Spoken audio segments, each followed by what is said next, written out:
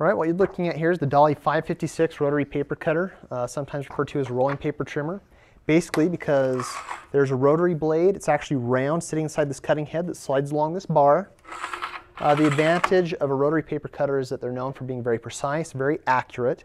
There's actually a clamping mechanism here. As the head rolls over, it keeps the paper in place. What this does is it provides excellent, clean cuts, which is one of the reasons why photographers really like these types of paper cutters.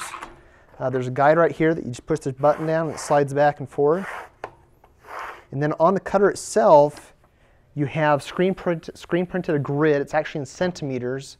That makes it really easy to line things, to make sure that it's edged up correctly. This particular Dolly 556 actually sitting on a catch tray and a stand. I'd just like to show you how it works. Just stick your paper inside, line up the side guide. And it's really easy to use, requires very little force. Pull the arm, and then pull the handle. It's that easy. If you need to make another cut, pull out your paper, put the next batch in, or you can just adjust this, slide it again, make another cut. There you have it, the Dolly 556 rolling paper trimmer.